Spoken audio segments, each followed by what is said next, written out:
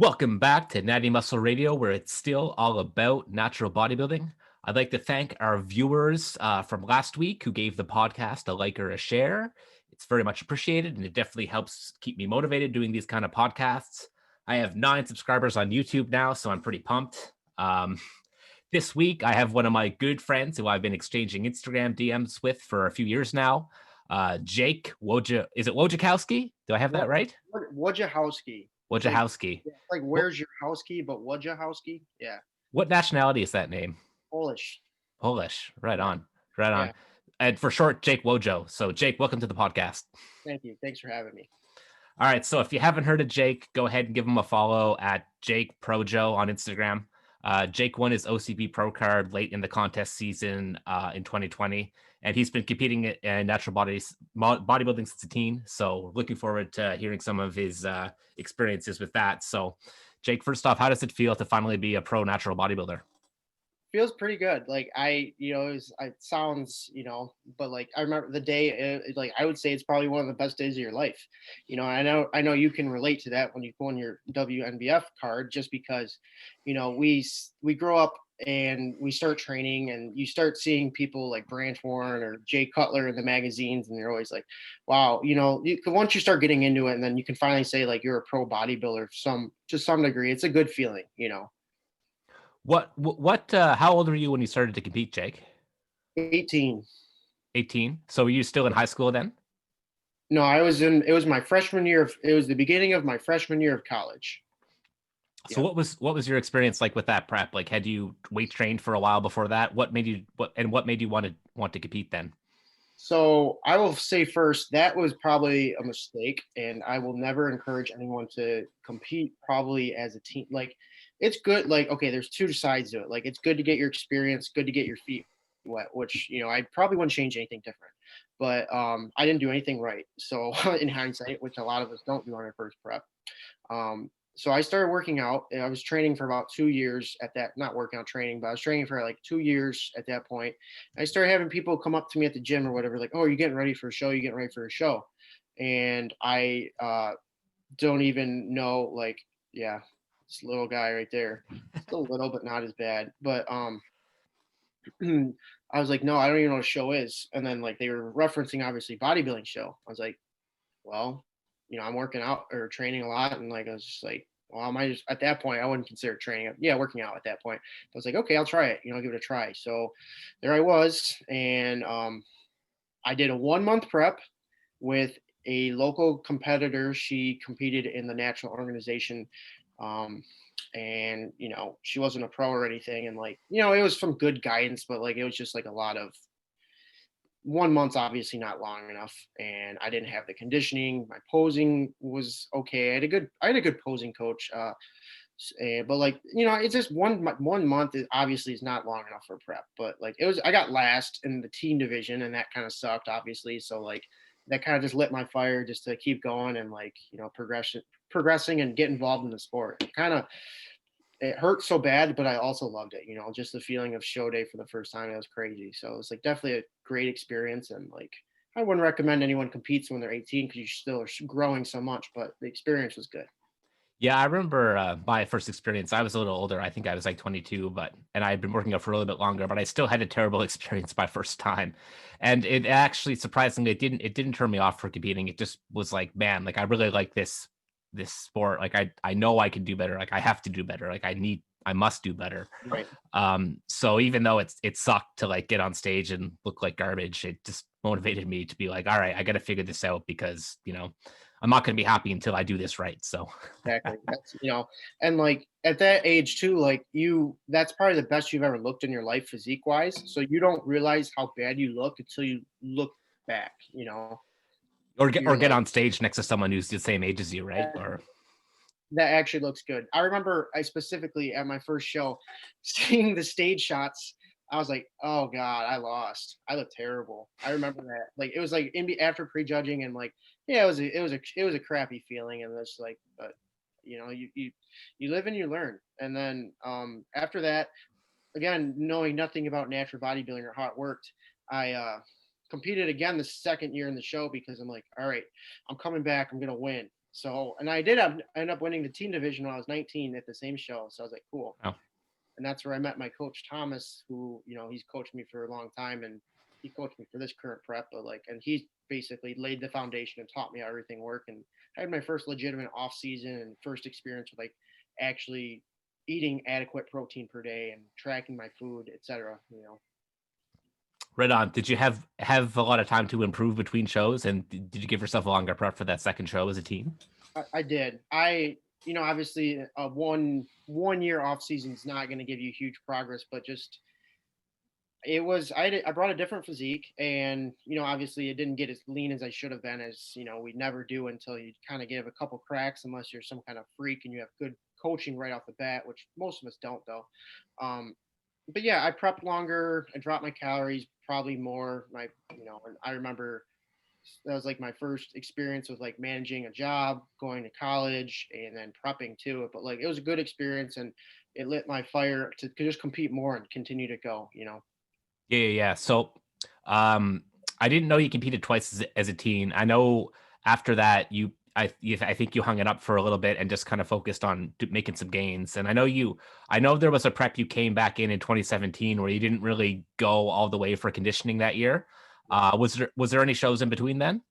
I competed. So I competed at 18, age 19.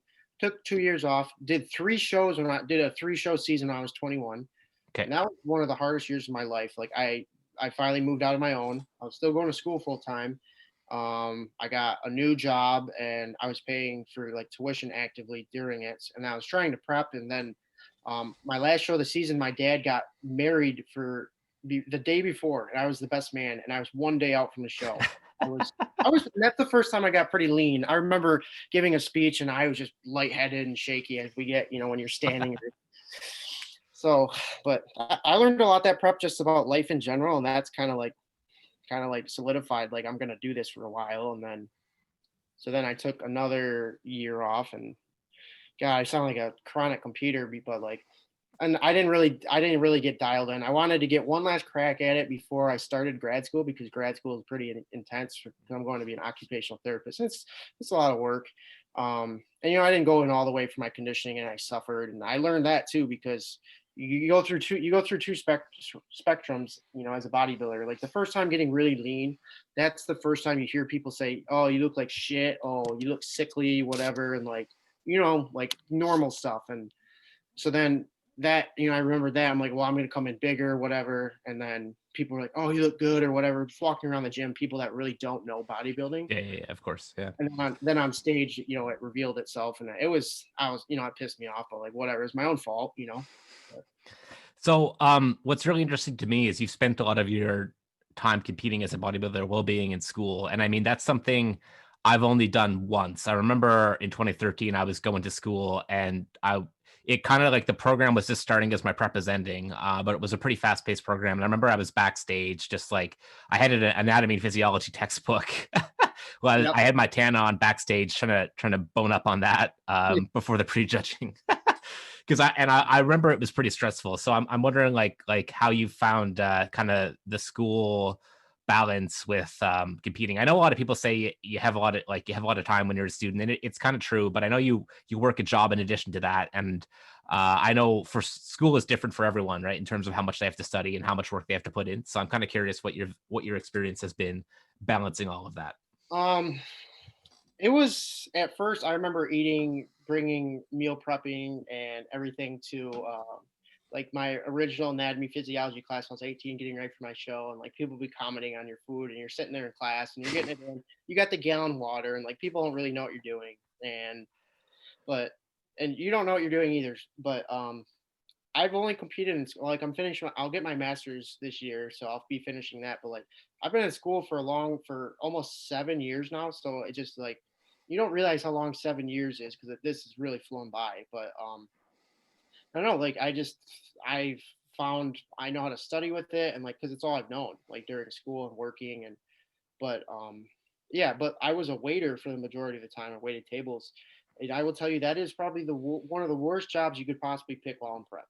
It is, because you know you go through prep, you get your fatigue. It feels like you're walking through 3 feet of snow with no energy. Yeah. Plus, you have to be friendly to people, and you have to be around food all the time. And you have to lift heavy trays and be patient. And You it have was to hard. act normal. Yeah.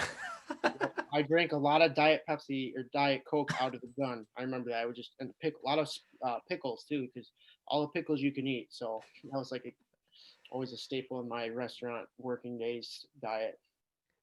Could you feel the difference in like your focus for school as the show would approach? Because I found it was just like I had to really zone in and just like really encourage myself to focus, or else I just lose my attention when I get close to competing and I had to study. Oh yeah, like you put competing number one, school number two. It's it sounds you're competing in at the time amateur bodybuilding shows and like but like that's how it is. But like I always made sure like to always I always had my school stuff done because I've always been in college. I've been a pretty good student, and like I've always kind of managed it. But like it does get hard to get hard to think. It's hard to focus. But I will say, being cognitively engaged is a lot easier than being physically engaged because what this past prep was. I stopped waiting tables in about a year ago, and I started getting more involved in my coaching and everything and just focused on school because I had like clinicals and everything where I was working in like a hospital setting. And then, so, but this prep, I was only doing online coaching for any kind of income. I also had school, which was all online because of COVID. And then my clinical, which was in person, it was a very sedentary. We did a lot of tabletop activities, and we did a lot of I wasn't walking around, I wasn't moving people, I wasn't doing transfers. So I consider this for my prep, and like I was like, okay, well, this might be a good time to compete because COVID seemed like at the time it was about to be done. And I was like, well, I'm all I do is train, and school is all online, and it's pretty much self-paced learning. And then my clinical, which was 1 day a week, was pretty sedentary. So I'm like, okay, this would be something I can manage. So I took advantage of it. Yeah. So yeah, that's cool. I thought perhaps you got another job too at like a retail store at some point too. Is that correct? Oh, yeah, I did. I worked there for 3 weeks and I quit. I was at Bath and Body Works because it was like I wanted because it was I started after my show and I was like, okay, well, I need something else to because I just don't want to go to school. And Oh, I just that was post contest. Okay, gotcha. Yeah. yeah, like I got hired and everything right before, and then I worked there for it was a seasonal job, and then once people were starting to primarily women, they were starting to ask me, what do you think? What do you think exfoliant scrub would be best for my skin? 1,000 wishes or? And I'm just kind of looking at her like, man, I really don't care. Like, I actually got more people probably that asked me for fitness advice because they gave us rather form-fitting shirts than they did for about like the actual products. So I only worked there for 3 weeks, and like it was fine. Like it was a fine job. I was like, I don't need to do this. So I really focused on my coaching lately and kind of been getting new clients all the time. So I'm lucky. Nice, nice. So just back to your prep a little bit in 2020. So for the X's and O's of it, like it sounds like the decision to compete was a little bit later. So I'm kind of curious, like what kind of body composition you started at, because it seemed like to me, like this is just my experience. Like I have no idea what you were doing, before you started to post pictures, but it seemed like you were like already pretty lean before you started, and then all of a sudden, boom, you were shredded. Like it happened pretty quick in my eyes. So I'm kind of curious how you managed that. So I was kind of under the radar a lot because this past in April actually, well, I struggled with this autoimmune disorder. It's called chronic idiopathic urticaria. So I'd be covered in painful, itchy hives all over my body. They wouldn't go away. I was on 6 different medications. I would take 4 times the dose recommended by the FDA as prescribed by my doctor. They told me to do this. I wasn't actively doing this of Zyrtec, which is an antihistamine, which obviously made me groggy. I was just tired, and I had this terrible disease, and I didn't think I'd ever compete again. It happened only at night, and they had no idea what it was. I'd see all these specialists and all that, Hmm. and finally they found a cure, and I was prescribed an anti-anxiety medicine, and it was induced by like panic at night, which was weird. So I got prescribed an anti-anxiety medication, and they went away like that.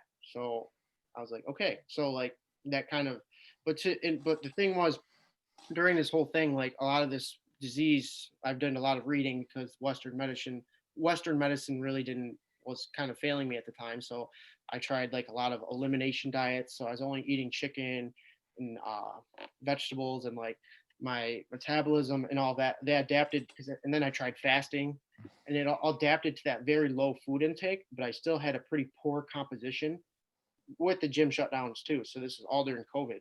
Right. So I was like, it was like mid-July, and I was like, I wasn't feeling good. I wasn't eating a lot.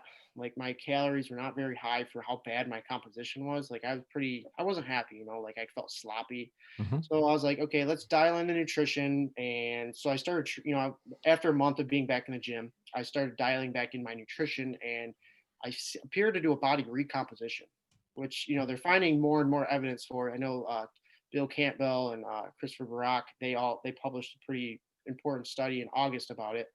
And with COVID, everyone getting back in the gym, it was like a very sought after topic. So like everyone was just kind of getting leaner, and I think this happened to me. So I remember in I think it was like no, it was beginning of October.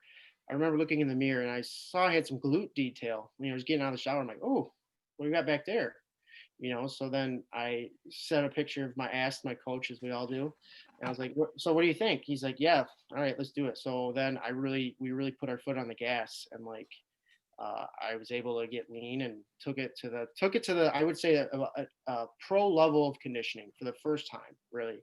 And Yeah, that's I would say definitely your conditioning this year was like by far the best I've ever seen you. So that's interesting for me to find out you had a little bit of a layoff, and then because of that layoff, you were hyper responsive coming back, and then that's the momentum that led you into the prep. Then I suppose.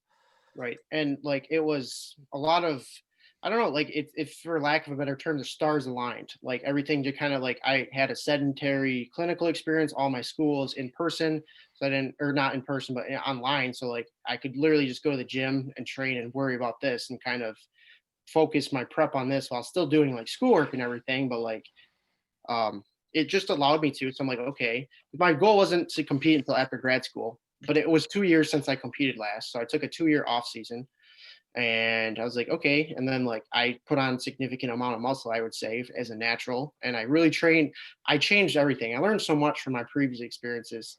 Before, I just, in hindsight, my training intensity was nowhere near where it needed to be.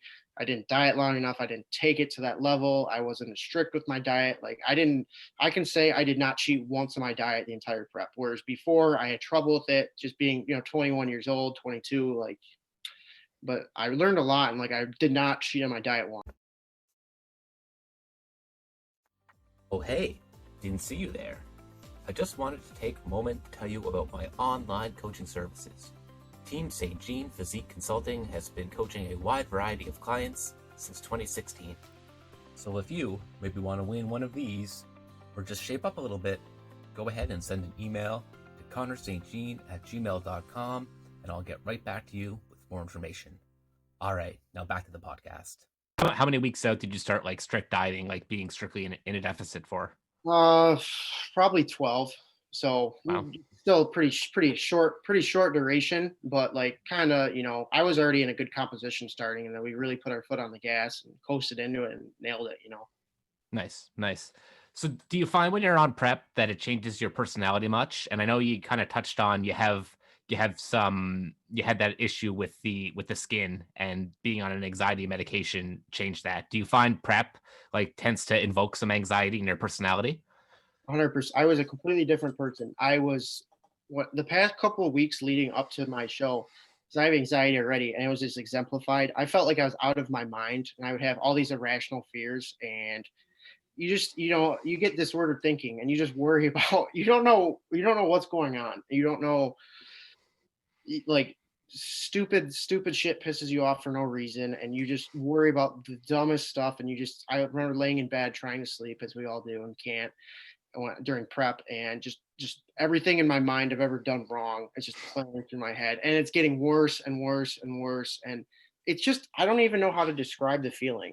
Like, when you get deep into prep, and you feel there's no other words to say other than out of your mind. Yeah, I feel like that's pretty cohesive, honestly, with my experience and with most people. And maybe some people are less vocal about it, or they just aren't self-aware about it. But the way I would describe it is that if you have any sort of insecurities or any sort of worries, or like or like racing thoughts, like they're going to take over your normal thoughts, and they're going to like really persist throughout your day, and they're going to affect you to some degree, whether it affects you like really badly, or whether you let people see it or not. Like it's gonna come out probably at some point, right? And I think some people handle it better than others, but I know it's pretty similar to me. Like I start to think everyone's plotting against me. Like this Yep. person's this person's trying to throw me off my diet. This person doesn't want me to be a pro natural bodybuilder. This person's like jealous of my gains, so they're trying to steal my station at the gym so I can't do my workout. You know what I mean? Stupid stuff like that. That's totally not the case, but you think it is, right? You fixate on just something and you just, yeah, like they're ruining my gains. Like, don't you understand? I'm prepping for an amateur natural bodybuilding competition that might have 7 competitors at most. Yeah, that's right. But one thing I thought was interesting too, it's like, and I'm just viewing this through whatever you post and whatever we talk about on your DMs. But I saw like you did seem to like stay somewhat social throughout your prep. Like I saw like some pictures of you going out. Like I don't know what the occasion was, but like seemed like you did okay in the social aspect there. So can you describe your experience with that? Yes. So as a being an OT student, I think this also helped with like being self-aware of my anxiety. We do a lot of mental health. We do a lot of self-reflection. We do a lot of environmental modifications for positive enforcement. So something I did in previous preps when I wasn't studying strictly to be an OT student, and when I wasn't in OT school, I would sit home and just perseverate on my being miserable. Just sit there and like I don't feel like doing anything. So this year, this prep, I really took onto these OT principles, which they're very helpful, and creating like a positive social environment, because I was like, okay, I'm lean. I might as well go out and enjoy it. Like, because my face becomes, I feel like I become more attractive. Like my face leans out, and as we all get the nice jawline and everything, and you get so I was like, okay, I need to go out and I just need to distract myself. So I was always the DD, the designated driver for my friends or whatever as they go out, because I'm like, I'm just gonna go out and just not be at home and take my mind off of it. And I really think that was beneficial, just to continue to try to do other things in life, just to take your mind off of what's going on. It's Yeah, hard. and I find that's one thing maybe I could do a little bit better. And I have tried it before. I remember in 2013 I had more spare time, so I went out with my friends more, and it probably was mentally beneficial, because I find when I tend to contest prep, I really lock into just bodybuilding in general. And then I'll even be up late on YouTube at night, just like watching like posing routines, or just like watching whoever else is prepping, like seeing what they're doing, and just spending too much time on social media, making, all of my mind just think about bodybuilding all day long, which is probably just like, probably a little bit too much, when you're focusing on it for that long and you're already feeling like dog shit because of the prep anyways, right? Yep. Yeah, that's something too. Like you just get so hyper focused on it, and it's weird. So you got the anxiety that's created by prep, which creates you to be hyper focused, and then you perseverate too much on bodybuilding. And whether or not you worry about bodybuilding, it's not going to change your composition. It's not going to make you leaner. It's not going to make you do better. And that's something too I remember. Kevin Fasad here at Michigan too. He's a really big natural bodybuilding, stays pretty lean all year round, looks great. I watch a lot of his videos because he was always a cool guy. I met him and he has great physique, and I really like metal and guitar and everything like that. And I would just watch his videos, and like, I watched a lot of his stuff, and that really helped me just to like take my mind off of it, and kind of, it felt like I was connecting with someone that had similar interests, and it was entertaining. His YouTube content's very good. Like, and Yeah, he's I've been following. He was actually the first guy I ever followed in natural bodybuilding, and actually it led me to do my first competition too, because I would watch his videos. He'd play the music that I liked, and I'd be like, wow, I could see myself like I love lifting too. Like I could see myself like going that route. And then I found that he competed naturally, and then I actually ended up working with Derek Charlebois, who was his coach at the time for my first prep. so yeah, that's that yeah, he's a cool guy. He's super cool, and like, he's a monster on the guitar. I think he even posts more about music than he does bodybuilding now, and like he could, it's cool that he has both those things. They're both interesting. He's both very good at them. So it's pretty cool. Yeah, and I was trying to get him on the show earlier in the pandemic, but he just wasn't like really in like the headspace for bodybuilding. Like, I think he was just taking a little bit easy, so he didn't want to give like an interview about bodybuilding when he wasn't really like deep into it. But I'm hoping eventually at some point he'll want to do one. Yeah. So Derek he was your first coach? Yeah, for a while, but then I ended up jumping ship. with him for Shelby Stearns because I just was freaking out because had no experience and I knew I wasn't going to be lean enough. And Derek was taking more of like a lax approach, and it was more of the kind of just like, well, it's your first show and like you're losing weight slowly, but I just started off way too fat, so it just like, it was kind of the trying to find the balance between, do I want to just like compete on this slow kind of more healthy trajectory that's, or do I want to like put it all in to try and get shredded for the show? And so I went all in, and then it ended up backfiring because it was just a miserable experience in the end. But I did detail that on another podcast. If you wanna if you wanna check that out sometime, I'll send you the link. Yeah, because you were even very lean in previous years. You always had glute detail, and Shelby's actually the IFBB pro. Her name's Sarah Fector. He was actually her coach, Well, he and coaches all the females, eh? yeah, then he's one of the best, and like he gets them. They're monsters, man. He goes he's pretty hardcore, and the IFBB pro that mentors me, she works a lot with John Meadows actually too. So she does Oh like wow. some stuff, and she learns a lot from him. So it's pretty cool. Yeah, I would say Shelby did a lot to kind of build my mindset in terms of just like being able to mentally handle like a very demanding prep. I mean, like I said, the first one we did where he took over at like 11 weeks out, it was too far gone because I didn't have a good enough starting position. But it definitely, I still worked with him for the next year or two, and it definitely taught me how to like really push and just like accept the pain of contest prep and just like not refeed because you're flat, or just not really worry too much about how things are going towards the end in terms of like energy and like training, just like pushing right through it and just getting as conditioned as you can. But to circle it back to you, Jake, I'm kind of curious what your future plans are in the sport. So obviously you're pretty pumped. You won your pro card. I know you're planning to compete sometime in the near future. Can you tell us what your plans are? Um, no, well, actually, no, I'm not. Well, like I'd love to compete as a pro, but like the matter of it is, I obviously have to put on size, and this past prep it taught me like I was able to take it to the next level, get conditioned, kind of know what to expect, but like to compete with the big boys because you got dudes like Jason Drew up there, who's Mm.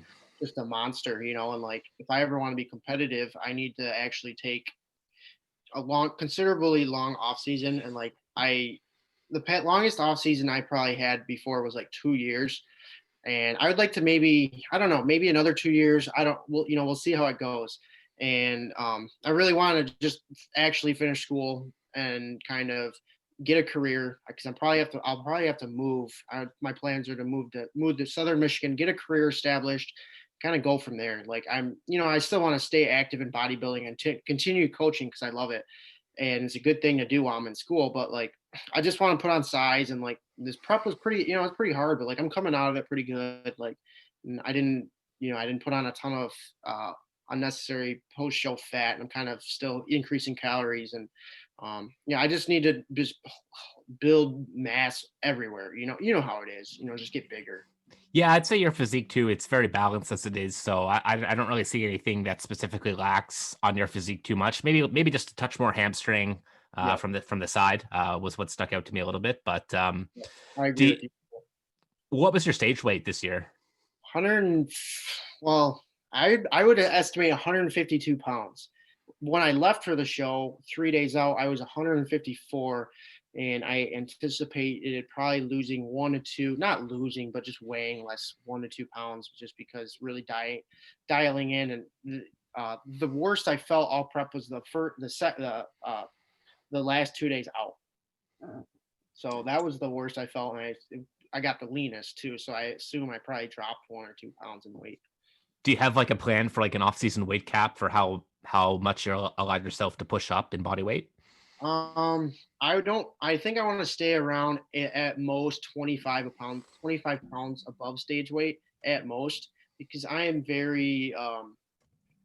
If I get sloppy with it, then if I get really sloppy with my nutrition, then I will not hit my protein goals. I will not hit my um, I just won't hit my nutrition. I won't keep my appetite. So that's where I'm right now. I'm still recovering from contest prep, and like I'm probably a little too lean still, and I'm need to put on some body fat, but I'm easing into it. Like my hormones are normalizing. I'm sleeping good.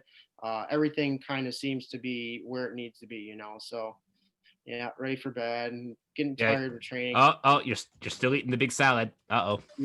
I know that's like a key indicator of volume is like, oh no, I'm still in prep mode, but like I just like because then but I just eat very calorically dense food in the middle of like in the morning. I just crave like pancakes or I eat like bread with fat on it. And so and here's some of just my clients and like yeah, and that was prejudging obviously with the masks. So yeah, I felt like I brought it my best obviously my best package ever and like I took time and to lose fat and when it was all said and done, it's probably about a 5 or 6 month prep, even though that wasn't my initial goal. So Right. What's the heaviest you've been in the off season?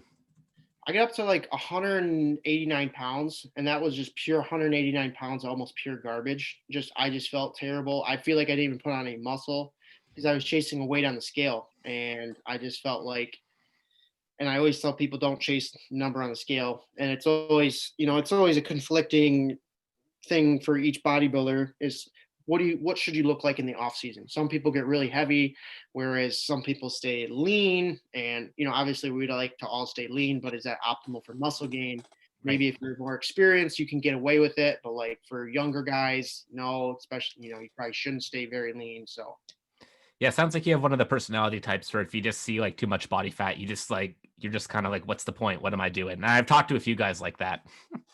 yeah, and like that's something I need to mentally break through just as I continue to develop and like but I'm aware of my own mental tendencies and I stay more motivated if I look like a bodybuilder and have some kind of shape and I just don't because I've let myself get out of shape very a lot like at almost every off season I've always rebounded post contest pretty bad so and then I just lose motivation and like that goes into personal factors too like if you really are more motivated and you train harder if you stay a little bit leaner then that can if you're training harder then you're going to grow more but it's a dynamic balance because you also have to make sure your hormone profiles your test levels are there because if you stay too lean then your sleep is impacted your test levels are in the shitter et cetera so it's like kind of a Yeah. balancing act.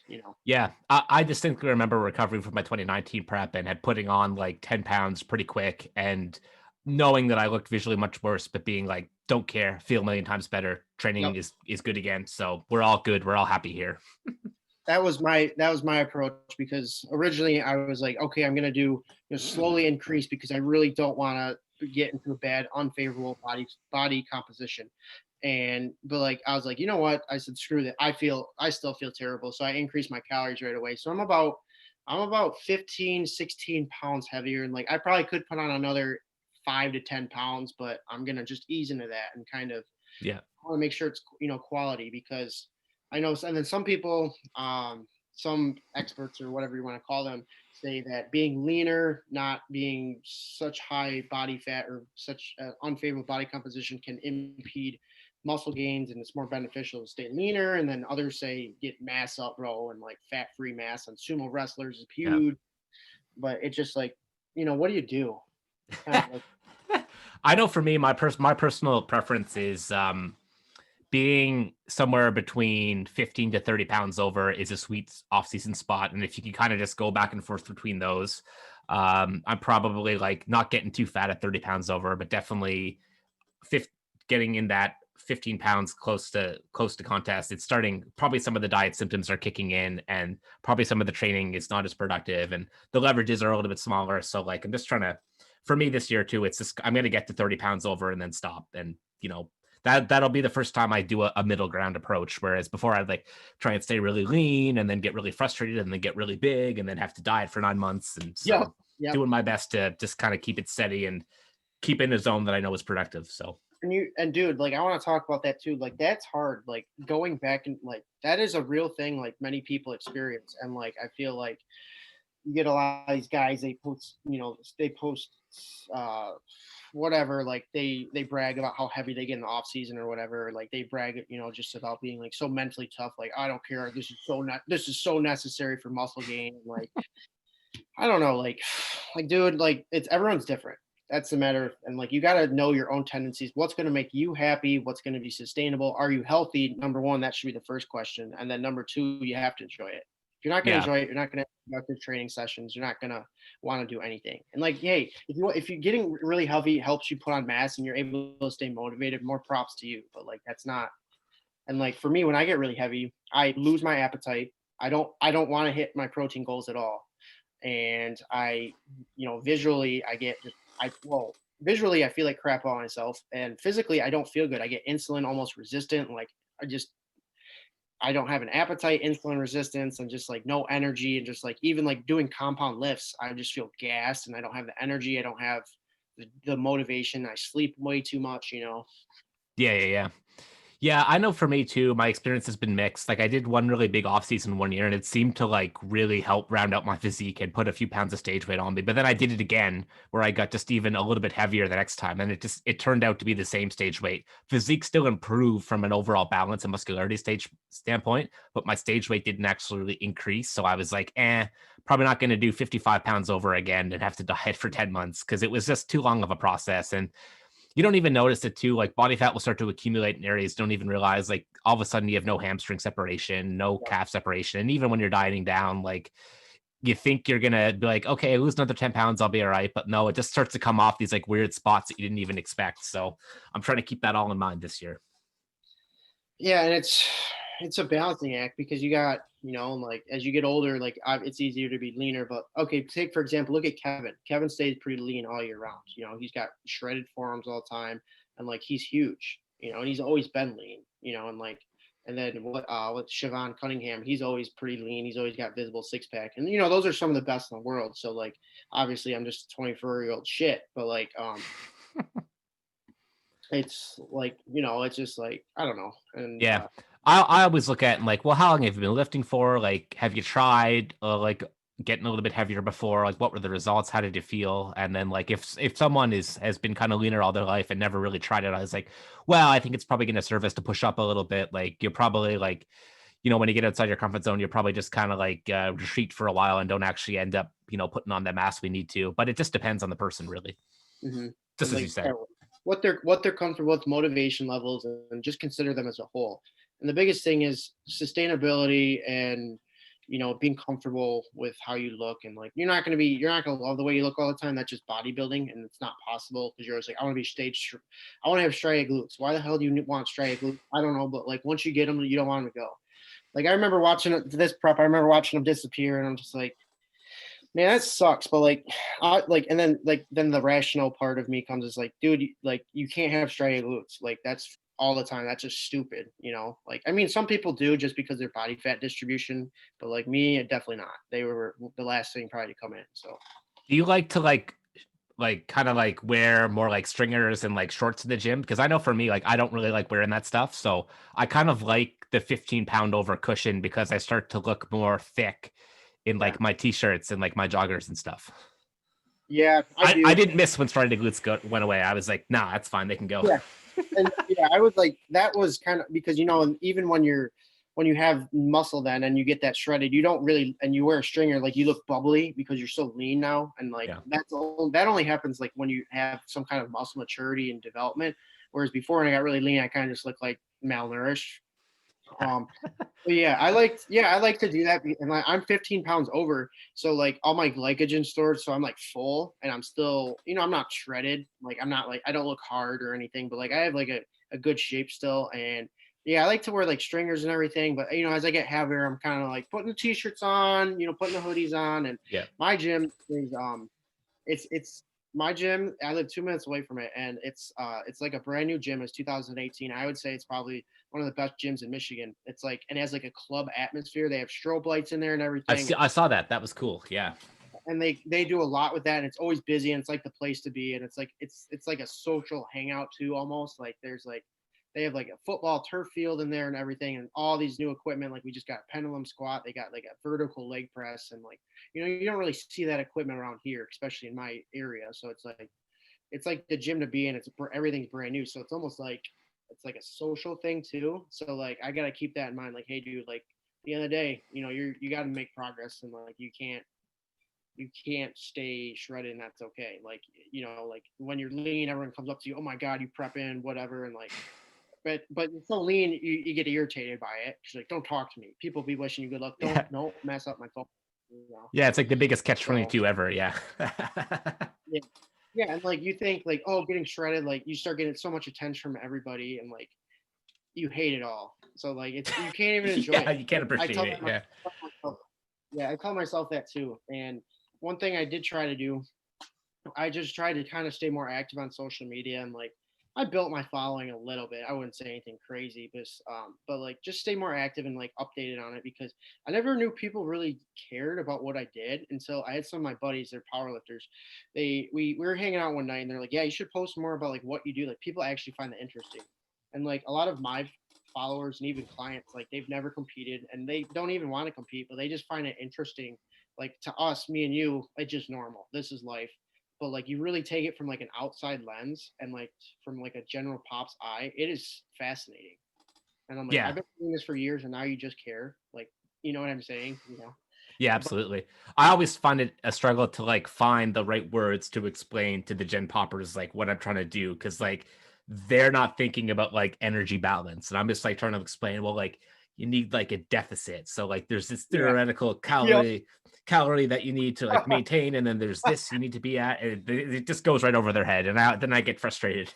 Yeah. And then typically, yeah, people don't talk to you unless you're lean as a natty. So then you're just like, I don't have the patience for this. And like, it's just like, Yeah, and then absolutely. something too I did during prep was, so as I think it was a matter of getting more mature and my physique looked better, because in years past it's like, oh, this little skinny kid, but like now, I kind of look like more like a legitimate natural bodybuilder, not bodybuilder, natural bodybuilder. So I would get like a lot more questions, and it was a lot of the same questions all day, every day. And I was like, okay, this is fine. But then your prep brain kicks in. You're like, okay, this is really irritating the shit out of me for no reason. Even though people, they generally are curious and you want to help them. So I decided one day I had some free time because I was only in school, and like I'm gonna just write a basic ebook, like just for like how to do everything, because I get so many questions, and like I just want like a guide for people. Like I didn't aim to make any money off of it, like anything big, but like so I started writing it. I'm like, oh my god, there's too much information that I need to put in it. So it ended up being like 130 pages when it's all said and done. So That's I worked crazy. on it. I worked on it for about 6 8 months. Like during like the past couple of weeks, my contest season, I didn't touch it at all. But like I worked on it, and just like I wrote down a bunch of ideas and like made an outline of like common questions, like how to set everything up, how to get started with like how you and I would be like, basic information to us. But you talk to somebody in the general population, they really have no idea. And Yeah. like that is like we take so much for granted about our knowledge and everything, like even simply tracking like a macro. Nobody, and then you talk to somebody, what's a macro? And then you're like, and for us, it's just automatic, Yeah, you're so fluent with it, you forget that people don't know that there are three macronutrients, and like one of them is 9 calories per gram, and like Yeah. two of them have 4, and then they have to explain that to them, and then yeah. And I think too, like I think we as bodybuilders, like we need to take what we know, and this is something this is what I'm trying to do too with my coaching. We need to take what we know and expand it to more people, because we have so much beneficial knowledge. We should work on expanding what we know, and just get out of just the competitive realm, because we can help everybody. We can help people lose weight. We can help people change their lives, and maybe even get into bodybuilding. Like I have some clients that compete, and I just have some clients that are just lifestyle clients. And um, the competitors are they require less effort because they already know how to do everything. And the lifestyle, you just kind of have to teach it. And then, but to us, this is all automatic information. So I don't care. I enjoy it. Like Yeah, at first I found it difficult to get myself in tune with a lifestyle person, because it was just kind of like a different way of communication and just almost a different set of expectations. But as I got a little bit more experience with it, I actually kind of prefer it, because it's a lot lower stress. It's a lot easier to get the results they want, because they're just they just haven't really even started yet. So just starting is going to get them so much, right? And it's a little bit more gratifying to see that positive reinforcement week after week, right? Whereas a competitor, it's especially in the off season, it's like muscle gain is so slow. It's just like, well, just try and keep them motivated, and explain the benefits of the off season, and then that should help, right? So yeah. And a lot of competitors, like, they choose not to have a coach in the off season just because, it's the same shit day in, day out. Like, it's Mm, just nothing really changes. And I don't care if you're enhanced, I don't care if you're natural. There comes a point where muscle growth is going to slow, even if you're enhanced. Like, it's going to be the same stuff, and you're going to be doing the same thing. And you just got to enjoy what you're doing, because if you don't enjoy it, it's not worth it. And I like to introduce people to, like, because everybody comes to me in, like, lifestyle client, I want to get ripped or I want to get toned. mm. So I have to explain to them how this works, why you're basic, and then I explain to people why basically you're bodybuilding in a way, because you're just trying to getting toned is a matter of growing muscle and then reducing body fat levels to expose it.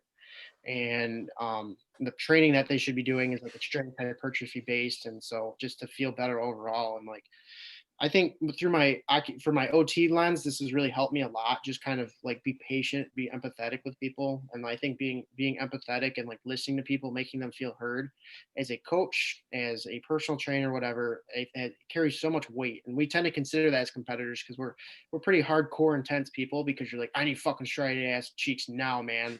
But like, you kind of take a step back and you just got to realize, like, some people just want to feel and look better, and that's okay. Not everybody needs to compete.